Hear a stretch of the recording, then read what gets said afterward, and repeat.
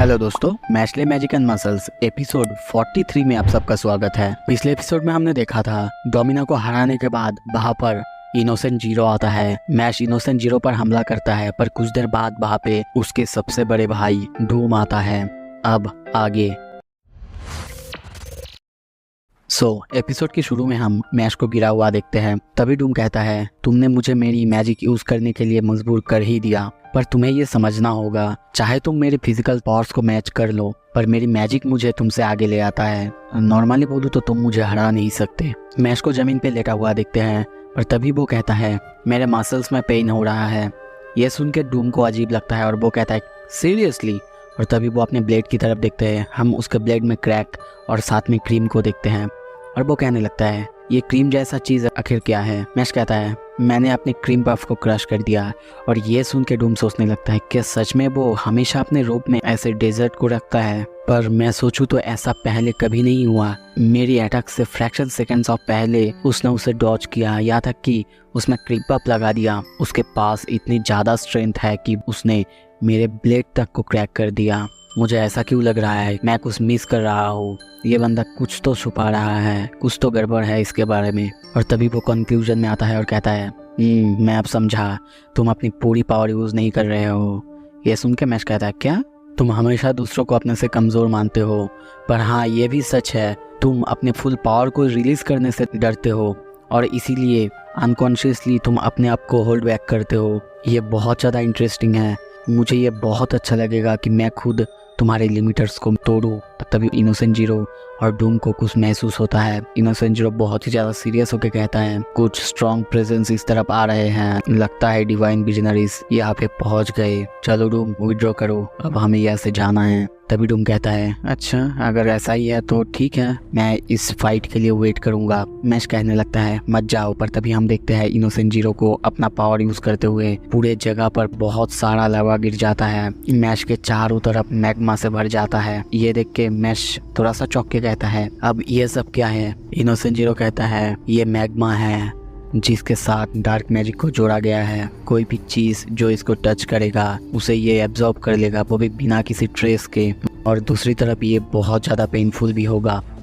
ये सुन के मैश कहता है, तुम एक हॉरिबल पर्सन हो। तभी डूम कहता है, तो तुम्हारा नाम मैश बैंडेड है, करेक्ट? सो इसके बाद हम जब लड़ेंगे तो तुम अपना फुल पावर यूज़ करना, नहीं तो शायद तुम मुझे हरा नहीं पाओगे। तभी ये कहते कहते वो दोनों वहाँ से चले जाते हैं और मैश कहने लगता है, बहुत हॉरिबल बंदे थे ये, सच्ची एक विलेन की तरह, पर अब मैं क्या करूं? तभी वहाँ पे उसके साइड में मैग्मा का ब्लास्ट होता है और मैश उठने की कोशिश करता है, पर तभी देखते हैं उसके मसल में बहुत ज़्यादा दर्द होता है। वो तभी लेट जाता है और कहता है, मुझे लगता है अब ये डार्क मैग्मा टाइम है, कभी कभी हमें अपने फेट को मान लेना चाहिए और सो जाना चाहिए। तभी बहुत जोर से ब्लास्ट होता है और चारों तरफ से मैग्मा से भरे हुए पत्थर मैश के ऊपर गिरने लगते हैं। मैश उन पत्थर को देखते हुए कहता है, थैंक यू एवरीवन, और मुझे माफ़ कर देना। पर तभी हम वहाँ पे देखते हैं डोमिना को।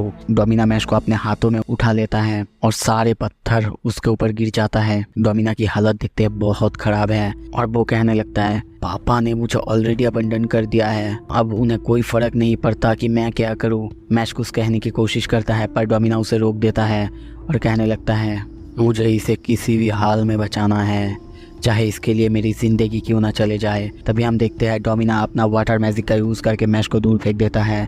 दूसरी तरफ हम देखते हैं कि उसे वो मैग्मा अपनी तरफ धीरे धीरे एब्जॉर्ब कर रहा है। तभी मैश चिल्ला के कहता है, डोमिना। पर डोमिना सोचने लगता है, मैश बैंडेड, मैंने बहुतों को मारा है, बहुतों का खून मेरे हाथों पर है, पर मैं उनके लिए सिर्फ एक टूल से ज़्यादा और कुछ नहीं था।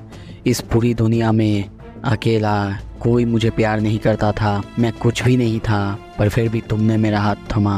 पहली बार था जब मैंने किसी के हाथ की गर्मी महसूस की, मुझे बहुत खुशी हुई। सब कुछ ख़त्म होने से पहले तुम्हारे जैसे किसी से मिल पाया। गुड बाय मैश बैंडेड। और तभी हम देखते हैं उसे वो मैग्मा धीरे धीरे एब्जॉर्ब कर लेता है। मैश ये देखता रहता है और चिल्ला के कहता है, नहीं तुम ऐसा नहीं कर सकते। कुछ टाइम शिफ्ट होता है, डिवाइन विजनरी जल्दी ही वहाँ पहुँच जाते हैं, मैश को वहाँ से सेफली बचा लेते हैं। दूसरी तरफ इनोसेंट जीरो को दिखाया जाता है। वो कहने लगता है, अपने भाइयों को यहाँ पे इकट्ठा करो। सीन शिफ्ट होता है, हम किसी बंदे को एक गिलास में खून पीते हुए देखते हैं। वो बहुत सारा लाशों के ऊपर बैठा हुआ है और कहने लगता है, एल्प के खून से ज़्यादा टेस्टी और कुछ नहीं है। तभी हम वहाँ पे सेल को देखते हैं। वो आके वहाँ पे कहता है, मास्टर डेलिसस्टर, इनोसेंट जीरो ने आपको बुलाया है। तभी वो कहने लगता है, ये बहुत बुरा है, बाद में आना। मैं आपकी बात मानता, पर तभी हम इंस्टेंटली उसके सामने उस बंदे को देखते हैं। वो उसके सर पकड़ के कहने लगता है, मैं मजाक कर रहा था, पर अगर ये कुछ ज़्यादा अनइम्पोर्टेंट निकला, तुम्हारी मौत मेरी ही हाथों होगा। सीन शिफ्ट होता है, हम इनोसेंट जीरो की मैजिक कसल में देखते हैं। डेलिसस्टर चिल्ला के कहता है, क्या डोमिना को हरा दिया? हाँ, ऐसा बहुत बार सुना है कि बहुत पावरफुल मैजिशियंस हारते हैं, पर किसी मैजिकलेस बंदे से हारना, क्या डोमिना इतना ज़्यादा कमज़ोर था? तभी हमें उससे इंट्रोड्यूस किया जाता है। वो है फोर्थ सन डेलिसस्टर, और वो कहने लगता है, ये सब बातें ज़्यादा डिस्कस करने से टेंशन बढ़ता है और उससे स्किन ख़राब होता है। उसे ऐसे बात करते हुए देख के सेल सोचने लगता है, ये बहुत ज़्यादा कॉन्फिडेंस से बोल रहा है।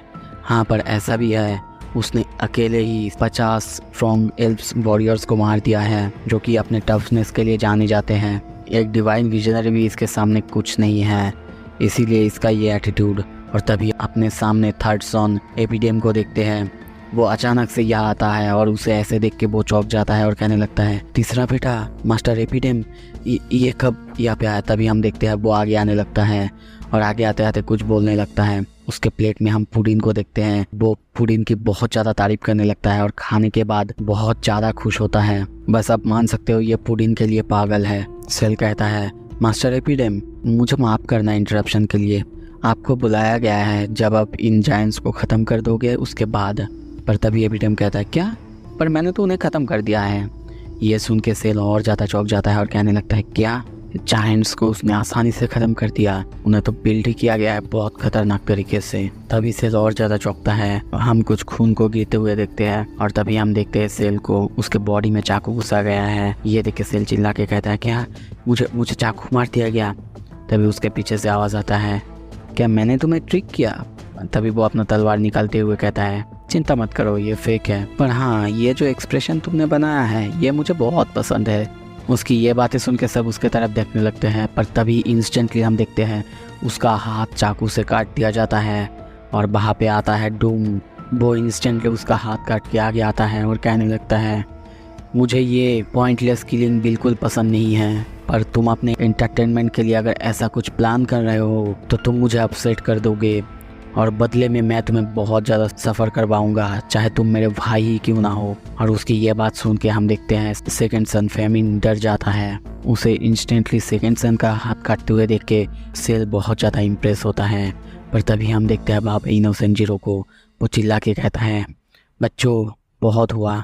उसके बाद सुन के वहाँ पे सब एकदम से चुप हो जाते हैं और तभी इनोसेंट जीरो कंटिन्यू करता है और कहने लगता है, डोमिना को हरा दिया गया है, अब टाइम नहीं है, हमें प्लान के हिसाब से चलना होगा। आपसे 1 महीना बाद सोलर एक्लिप्स होगा। तभी डूम उसे रोक के कहता है, माफ़ कीजिएगा, पर मुझे एक बात बोलना है। जो छठा बच्चा यानी हमारे सबसे छोटे भाई मैच बंडेड है, वो हमारे खिलाफ चला गया है, उससे थोड़ा सा संभाल के रहना। उसकी ये बात सुन के सब कहने लगते हैं, क्या वो इतना ज़्यादा टफ है? डूम कंटिन्यू करता है और कहने लगता है, हाँ वो टफ है, पर अब तक वो अपने पूरे पावर को नहीं जानता और अपने आप को होल्ड बैक करता है। मगर कभी वो अगर अपनी फुल पावर को, फुल पोटेंशियल को जान लिया, वो अब से बहुत ज़्यादा स्ट्रॉन्ग बन जाए। मैं उससे बेटर कंडीशन में लड़ना चाहूँगा, मैं उसके बेस्ट देखना चाहूँगा। पर उसके ये बातें सुन के सब कहने लगते हैं, यार तुम खाली फालतू में हमेशा टेंशन करने लगते हो, चलो छोड़ो ये सब, हम आगे बढ़ते हैं। इनोसेंट जीरो कंटिन्यू करता है, वन डॉग बिगिनिंग अब मेरे पास है, तो अब तभी हम देखते हैं वो अपना हाथ कटता है और खून बहा के ऑल्टर में देता है और उसके साथ साथ बाकी सब भी अपना अपना खून उस ऑल्टर में देने लगता है, जिससे हम देखते हैं बहुत बड़े से काले मैप जैसा खतरनाक कुछ वहाँ पे अपीयर होता है। इनोसेंट जीरो कहता है, अब ये चालू होता है। सो इसी के साथ ये एपिसोड ख़त्म करते हैं। आशा करता हूँ आपको पसंद आया। अगर पसंद आया प्लीज़ मेरे चैनल को सब्सक्राइब कीजिए, वीडियो को लाइक कीजिए एंड शेयर कीजिए। Thank you so much.